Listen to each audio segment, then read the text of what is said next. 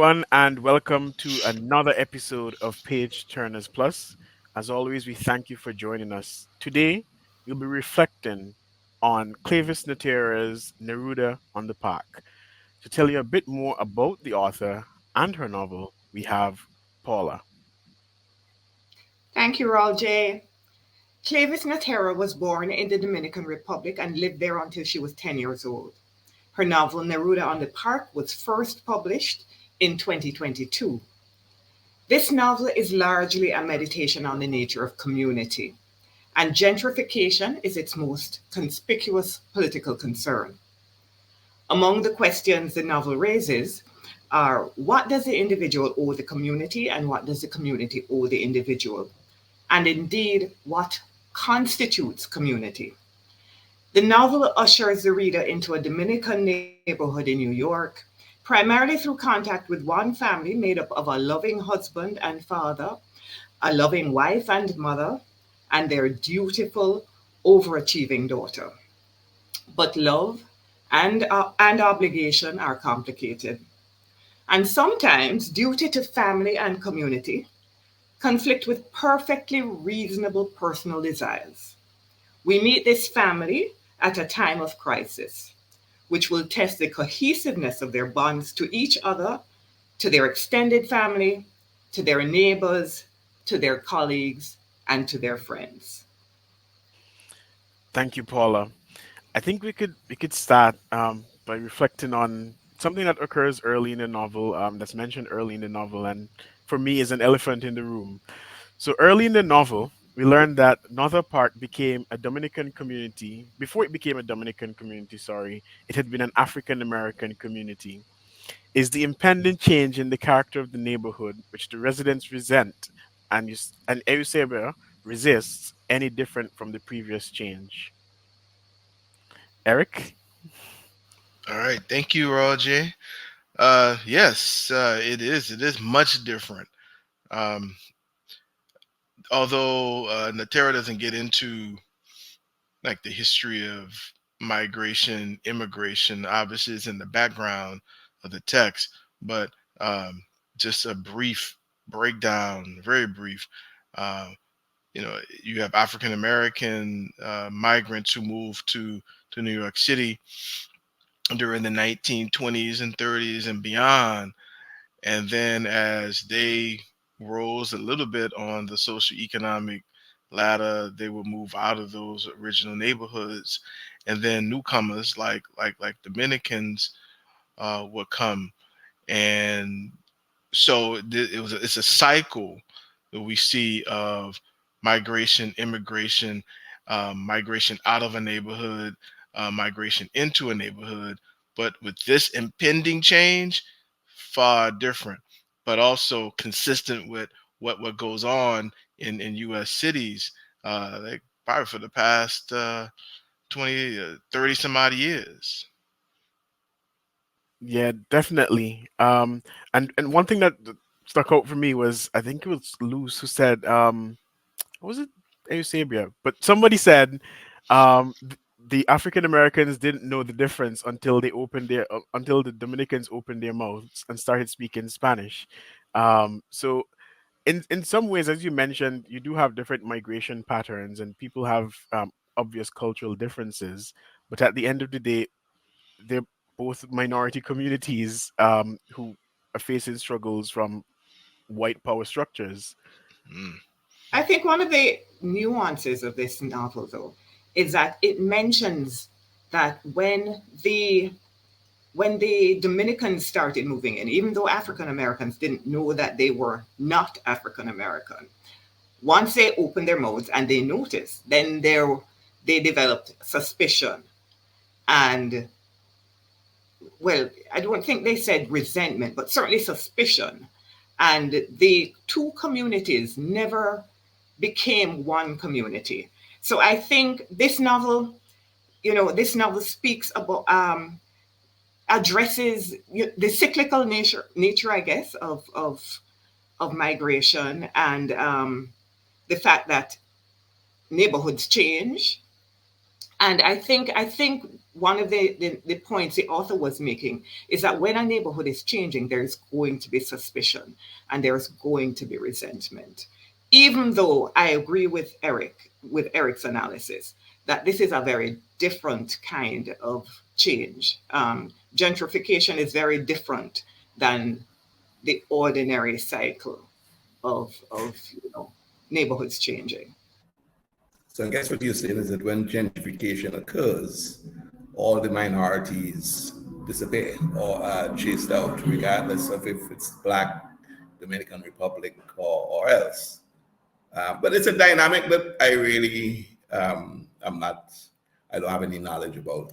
I'm glad Eric sort of gave that sort of explanation because that's helped me to learn. But what I know for sure, I don't know too much about the American side of things, but in the UK, you've got collections of different people in different areas. So like Brixton might be a particular race of people, as opposed to say Birmingham, where a lot of Pakistanis are. So I guess there's those sorts of dynamics where I suppose people just all migrants.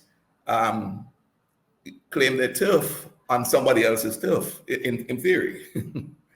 But the dynamics, I'm not really, I couldn't contribute too much to that question, Roger.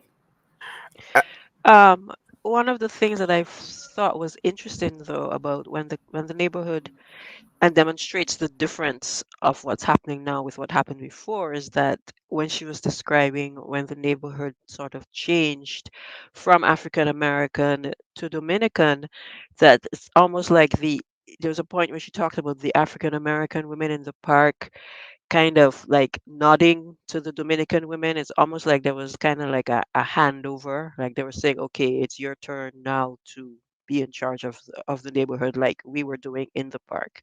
So I think for me, that really points out, the difference in the type of change that's happening. That is almost like they were they were happy, almost happy to hand the neighborhood over to the Dominicans, whereas in this case, obviously, when it's gentrification, it's a completely different type of changeover. and I mean, I guess I could ask Eric this specifically because he might be aware of like more aware of the dynamics. But I've seen on like social platforms, online social platforms, people sort of wrangle with the whole ethnicity race thing, where some Dominicans would quicker identify with their ethnicity than to say like they're black. Um, do you think this was something that Natera was hinting at, or no? That's a really good question. I didn't pick that up too much in the text.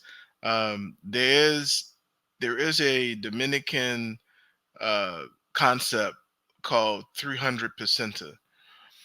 100% Dominican, 100% American, 100% Black. Um, so with those who we might label as Afro Dominican come into North American spaces, they do feel a different type of race and racialization that they may not have experienced back on the island. Not to say that there isn't racism in the Dominican Republic. I think definitely, but it's a different type than here in the United States. So there are Dominicans who can flow from an African American space to a Dominican space. But even then, if you're dark like I am and you're Dominican, even then, in a North American space, lighter skinned Dominicans will be suspicious until you open up your mouth and start speaking Dominican Spanish. Uh, I think there's little hints in this, especially the way that early on in the novel, the way that Natera uh, describes Luz compared to her mother, Sabia, and also Vladimir. So there's some hints of that, but I don't. It's not something that is emphasized. It's there, but it's more, I would say, implicit. but there's also more into that as well. I think we'll probably get into that. If not, I'll wedge it in when we start talking about Eric, Hudson. Eric, I thought I read your Goodreads review. All So right. I did see what you said about that, and I agree with you with your description. I think it's a good description to call it implicit. When I read your Goodreads review, though, I was wondering if Cleyvis Natera was not doing exactly what that last novel we read, not the last one, but the one before, House of Plain Truth. where yes, the House of Plain Truth, where Donna Hemans, she kind of she kind of tells us about the problems with tourism. You know, she puts it there in the background, so it's just part of the background, but it's not the story. And I remember when we spoke with her, she said that, she didn't, if she were to emphasize that, if she were to say more than she said in that novel, it would become a different novel. So I think I don't know if it's the same thing that Cleyvis Natera was doing. She was saying, well, these things exist because she's talking about, for example, Eusebia speaks regretfully of the fact that Luce is dark skinned. She says something like, "There's very little milk in that coffee," something to that effect. and when Kuka gets skin lightening treatment in the Dominican Republic, and she tells Eusebia how she has to continue on the regime or else she'll become a negra again. Mm. So Cleyvis Natera is not hiding the fact that there are all these issues of shade and colonialism, and but I think, I don't know if it's the same. She has the same concern that Donna Hemans had, that she didn't want it to overtake the story, but she certainly wanted it mentioned because it's too important to not mention it. Yeah, you're spot on Yeah. there, Paula, because I was trying to remember that part where the skin lightening treatment that Kulu said in wherever she went for it, and definitely did not want to go to have this thing reversed to become a negra, right? And I picked that up as more than just a hint, Eric, of what Natera was driving at. Yeah, I guess for me it's kind of stuff that I study, and it also resonates, like, personally, growing up in a North American Caribbean space like New Orleans, where we have that colorism. Uh, so it's I would say it's a sensitive area for me. But if you look at, because we're talking about the Dominican Republic, right? And I just want to bring this in. If you look at the reality on the ground in the DR itself, okay, and that border it shares with Haiti and how Haitians are treated in the Dominican Republic, I think you must understand that that is going to carry over into wherever um, the Dominican Republic, the Dominicans immigrate to or migrate to, you know. So, yes, I don't think she was trying to hide it, but as you say, Paula, she didn't want it to overtake the novel. Yeah, definitely. Um, is this a novel? Is this novel an indictment of the pursuit of material success? I mean, throughout the novel, we see mentions of one group or another trying to advance themselves, but is this novel an indictment of the pursuit of material success? Anyone could jump in. I don't know if it was an indictment, but I believe the author is inviting us to think very carefully about how much we put into pursuing material success, and whether there is a real correlation between material success and happiness. Because she shows us the two very successful women. Um, Luce is on her way to being she's climbing that ladder. And then she shows us Lucy's boss. What was her name again? I can't remember right now. Reina, Reina. Reina. Reina. Raina, Mhm. right?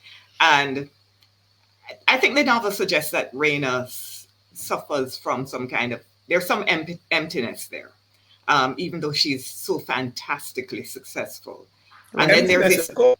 She was an alcoholic, Yeah. and that alcoholism suggests that it's trying to fill the void. So you're right. Yeah. Yeah, I agree. I agree with Paula. I don't think it's an indictment. I think she was just exposing, trying to show us like what could happen, especially for a lot. I mean, the type of community we're talking about, where the whole point of them leaving their home and going to, and migrating is so that they could have a better life. And so she's showing, yes, okay, great, but tread carefully, like be- watch where this can potentially take you. And also at one point, yes, Luz was on her way, but at one point she admitted that even though she had all the trappings of a successful businesswoman, she was actually completely broke because she had to spend all her money trying to keep up with the Joneses, so to speak. And so, outwardly she was successful with the $1,000 suit and the $1,000 shoes, but she had no money. So, And I see that dynamic with people of. I'm sort of putting an age to her, which is late 20s, early 30s. So I see that dynamic with people who are professionals earning money, and having to. There's a part in the book where her friends were described as overachievers. You know, didn't say tree huggers, but that sort of arty appreciation, but is it really authentic? People who live in the moment have to be dining at fancy restaurants, changing the vehicles every 2 years. It's all that sort of pressure to say, I am upwardly mobile and I can, But what I found interesting with the name of the novel, um, Neruda and the Pack, and going back to who Neruda is, and anything else but a materialist, a man who is probably lost his life because he was a communist slash socialist and was supposedly poisoned by Pinochet. That's a contrast to Luz, Paula. Luz is very much into anything that was not really socialist thinking. It's her mother that held that part together. And I know that Hudson was, in my mind, a sort of a materialistic villain. Um, and he didn't give a two hoots about the people in the neighborhood. They were just incidental. They didn't count. Luz counted for him, but nobody else. And that's how I got that. So I saw those interplays in the novel, and I just found it interesting that the novel was named Nadura in the Park, and Nadura himself was not a materialistically driven man. I think the name. Sorry, Francine. Go ahead. yeah, I just wanted to say that it's interesting that Tony, that you said that it was her mother, was the one that had that kind of like more socialistic type of thing, when it was actually her mother, her parents, who made sure that Luz could, you know, become the person that she had all the opportunities to actually earn wealth and not be stuck, as Eusebia kept saying. Like she didn't want her to be like her, basically. She didn't want her to be stuck and not have choices. She wanted her to be successful and earn. So it's kind of interesting that you're saying that she's socialistic, but at the same time, she did everything in her power to make sure that her daughter could be that sort of wealth climbing person. Escape the poverty, yeah, Right. and Yeah, not have More option. to. than escape, Yeah. because, Right. I mean, that yes, gives you options. right. More options than Eusebia or Vladimir had. But I also I don't know that I agree with Tony's. perception of Hudson as this um, materialistic villain. I don't agree with it at all. With that at all. Hudson I Hudson didn't like was him, Paul. I didn't born. like him. You didn't like him. You see, I No. liked Hudson. I had some problems with him, Mhm. but I liked him. Hudson was born wealthy. I don't know that Hudson was really pursuing wealth. He was pursuing, the development project. He did have an interest in it, But look at in the how development. exclusive that project was to be in London. That was going Right. to What? be. Right. That But was I going to don't think. be. Go ahead. No, but I don't. I agree with you, and that was the point. That was one of the points that the novel was making. That Hudson had this blind spot, and the blind spot, I think, came more from ignorance than from evil. He just had no clue that these are the realities poor people face. It was too far from his reality, so he didn't get it. So I don't know. Maybe it's because Absolutely. No, I I don't know. agree with you, Paula. I thought he was idealistic. He was extremely idealistic, and because he had the privilege and the wealth to be able to make the world that he thought the way the world should be, he was able to do that because he had the wealth to it. I But think but the but but Francine, experience that here he had, is the experience that he had as a boy, I think made him like really become really idealistic and want to search out like what in his mind was the perfect world where there was no harm without yeah. really being aware of the reality of poor people. Well, Hitler was like that too. But the thing is, Hitler um, was not wealthy. Oh, I don't. he I had don't power. see He had the power. see the But comparison with Hitler. I no, just but don't see it. this But go I ahead. just I just got into that mindset that this Hudson had the idea of an exclusive set of people. I'm not going to say race, but look at the language he spoke to Lucien when he wanted to escape. You don't belong here. These are not your. Just so it's like And don't I still fix the think that is problem. ignorance. I still think that is ignorance. I do Yeah. not believe he was being evil. He just didn't know better. I think Hudson was actually scripted perfectly. That's a rich brat who, as Paula said, it's ignorance. He doesn't know better. He showed up to the protest. That's almost what you see a lot of wealthy people do. They show up to these things as a sort of um a way to appear woke and in touch with the community. Even when he approached the family, when they were when he showed up out of the blue, he thought that was perfectly fine. And then he mentioned that he's developing the building across the street, which is something that was aggravating for those in the community. But he thought maybe if I come there and tell them I own the building, they would somehow love me because I'll be this wealthy guy dating their daughter. He was completely ignorant. I think he's perfectly scripted. That is exactly how I expected Hudson to be. And he spoke Spanish. He spoke better Castilian Spanish, Spanish. though. Yeah, Castilian but Spanish, not which Dominican again, Spanish. yes, That was Castilian deliberate. Spanish, which is again Mm, making a point about high, class. high, Because yeah. this story is a lot about class. I think Cleyvis Natera was pointing out that gentrification is more an issue of class than of race. She's not saying that race is not an important factor, but she is pointing out the that class in these kinds of conflicts that we see in the novel. For example, Reina. Um, we see Reina. The problems that happen in the firm are problems of class, and then you see when Reina refers Luce to the new potential employer, there are these serious problems of class where she thinks the new potential employer thinks she's doing Luce a favor by offering her a job and offering to pay her some ridiculously small sum. So I really think this novel is wants us to consider how important class is, the issue of class is in the whole gentrification problem.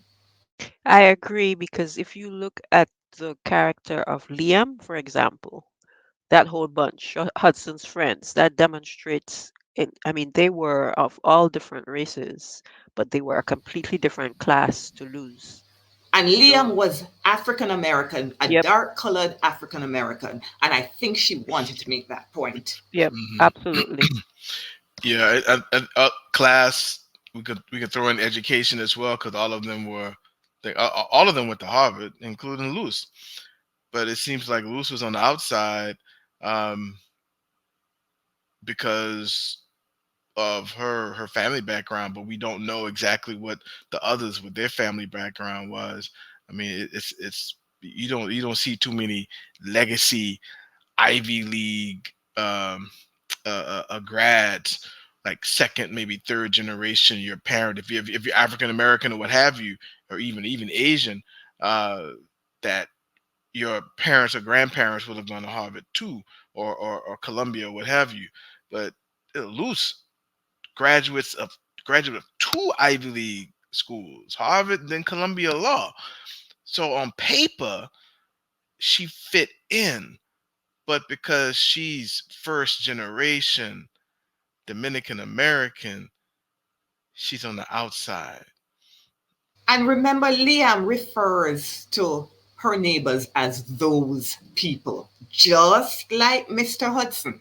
True, So I true, think true. So the novel was suggesting that Liam and Hudson belong to the same class. I think that was a suggestion of the novel. Yeah, I definitely agree there. One thing that I wanted to know though, did your opinion of any of the characters, example Luz, Vladimir, Kuka, the Tongues, Hudson, change as the novel progressed? I think for me, the Tongues became more likable as the novel progressed. At first they were they were portrayed as those terrible people in the community who involved in everybody's business, forcefully, as we say, all up in everybody's Kool-Aid. But I think they became likable. They were protecting their community in the end. I mean, they had very extreme ways of doing it, but I think for them they became more likable, and for the others I didn't really have much feelings about them. Luz was okay. I thought Luz could have been a better character, but I mean, the tongues definitely for me. For me, it was. What do you? I'm Go sorry. ahead, May I Paula. just No, ask no. Roger what he means by a better character, because I don't know. I'm wondering what you mean by that. Luz gave me the impression that her stint at Harvard and Columbia made her a different person, and different in the sense that she was sort of straddling both lines, if I could put it that way, where she was grounded to her community, but she was also willing to give up her community for the thrill of the lifestyle with Hudson, thrill of the lifestyle with Raina, and even the way she kept sucking up to Raina until she finally got a little sense and she was like, "Why am I doing this?" I just I wanted to punch her through the book. Literally, I just found her abhorrent in those situations. I'm just saying. I think, but I think that what we're seeing there is a demonstration of her struggle to be the good Dominican daughter and part of the Dominican community while also being an American and, taking advantage of the opportunity that she had to go to Harvard and Columbia. And so she was struggling because she felt like she probably didn't really fit in anywhere. And I mean, I didn't like her very much in the beginning, but she grew on me. I was just annoyed that it took her so long to realize what it is that she should have been doing because it was obvious to me, like what she should, when she was trying to. But I think she grew. She was struggling to figure out her place and what her next step should be. And it took her a while to get there, but she did figure it out. And I think I appreciated that. I think she did grow in statures, for want of a better word. I felt that there was some naivety as we got to know her, meet her. losing her job. Um, I felt that Rena actually, in her emptiness, um, that explanation of being complicit to that whole thing of losing a job, I just didn't buy it. I felt that that was still unforgivable, and I think Luz figured that out. So she was growing, she was becoming less naive. Whether in the end she sort of rallied around the cause of what Eusebia was driving, I'm not too sure that she actually did in the end. I We need to be careful Yeah, about. yeah, yeah, yeah, yeah, yeah, yeah. We don't want to sell it out, but yeah. But she grew. Her cousin, what's her name? Oh, that was her Angelica. friend. Angelica, that's her friend. Angelica. Yeah. her friend, Hmm. and I grew to like her too. I felt that she was because when I met her, it was in the eavesdropping in the bar, and you know, but I grew to like her. I became a soft, true, authentic character to me, unpretensive. Because it was, to me, the moments in the book where I saw a lot of pretension. And I suppose that's tied into this keeping up with the Joneses um, kind of theme. But Angelica was, to me, a true character that I grew more to like. And I mean, well, Luz was, and I guess before I said that, when I said that I'd punch Luz through the book, I'm not like advocating for violence. Obviously, I would shake her. Let's put it that way. I would shake her to her senses. But Luz was 29 years old. She was very educated. I mean, very intelligent. It was quite surprising. So, what I want to ask now is, who was more wrong in the fight between Luz and Eusebia? Because I don't think there was a loser or winner in this fight. I don't know. There were two losers in that fight. But I see Eric wanting to come in, and he had wanted to come in before. Uh, it's okay. Yeah. Winner, loser. That's something. I thought both of them were wrong. But I would say this, not to spoil anything. I think Eusebia had a legitimate excuse for her behavior. I'll leave it at that. But Luz, her she had an out and she had an option, and her out and option was to be with Hudson, where she can forget about the relationship, or at least forget for a spell about her strained relationship with her mother, but it still hung over because Kuka was always texting her and everybody else. But um, I think Eusebia, there's some things that Luz grew to understand about Eusebia that softened that relationship and healed that relationship. So there again, there's layers in terms of what Eusebia never revealed and never spoke to her daughter about. And in one sense, that's understandable because I mean, I know, I mean, our mothers, I mean, what our mothers rarely share the deep recesses of their feelings with their children, especially as the children are growing up. So And I'll that leave it there. and that's meant to be. I would think that mothers think that's a protective thing. The less you know, the better. And I mean, it's also it's also viewed from different generations because Luz, while she came to the U.S. As a 9-year-old or 10-year-old, she was very American. She was already assimilated into the the community, the sort of American community. And to make matters worse or better, she went to Ivy League. She went to the epicenter of snobbery. So I could understand why she would feel that her mother's sort of cultural way of hiding things and not being transparent about things would be upsetting, especially given her education in the American system. So I do get that. But another question I wanted to throw out: Eusebio thinks that if Vladimir builds his dream house and they return to the Dominican Republic to live in it, they will become gentrifiers. is she right? And as I read this question, I just kept getting glimpses of Donna Human's The House of Plain Truth with Eileen and Hermina or Hermina. What do you guys think about this question? I mean, for me, I think what would make someone a gentrifier is like what you do once you get there. I don't think just the fact that you're building a beautiful house back in your home country because now you have the means to do so does not automatically make you a gentrifier. I think it's how you approach it that would make it so.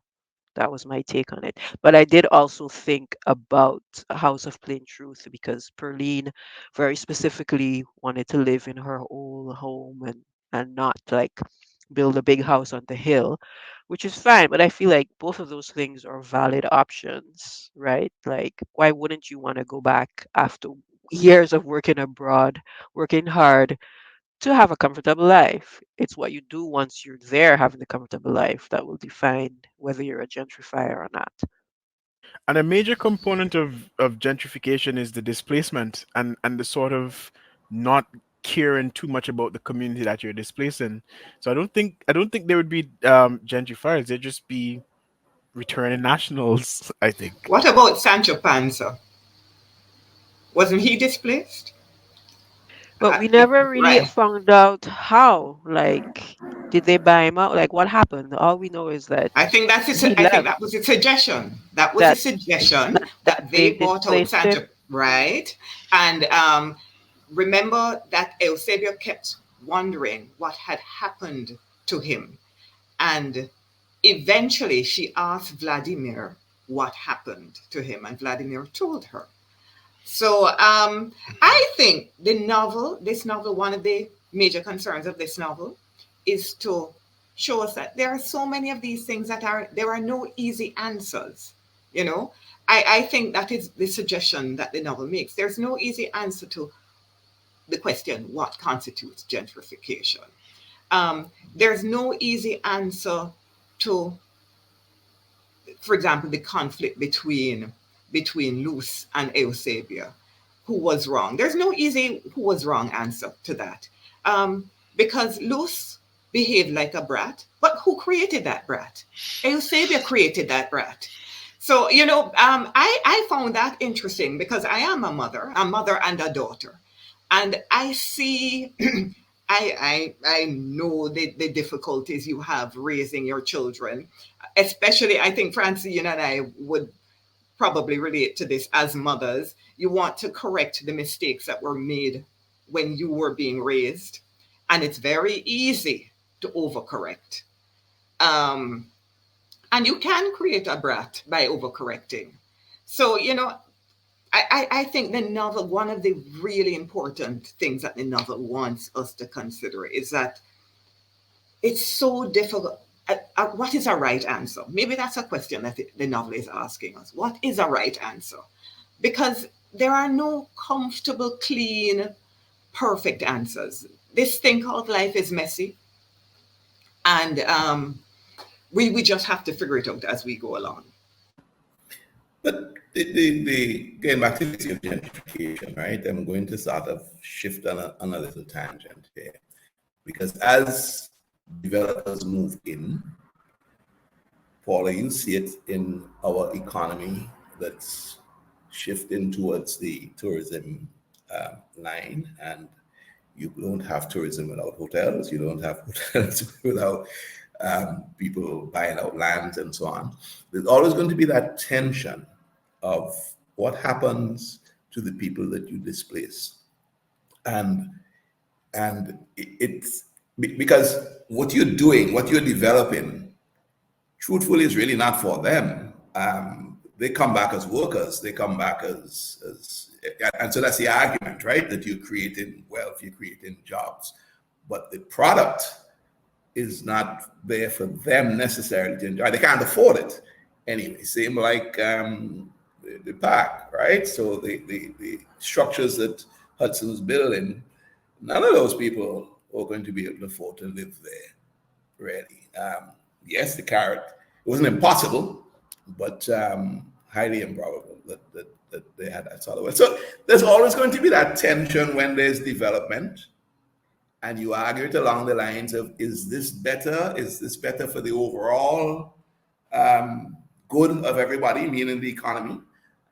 Or are you just perpetuating a sort of segregation type social existence where the rich get the best and the poor get continue to get marginalized? And then in any case, I don't think Eusebio and Vladimir were rich. I mean, they weren't badly off, but they weren't rich.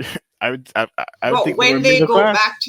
when they go back to the Dominican Republic, they are going to with remember they have US money.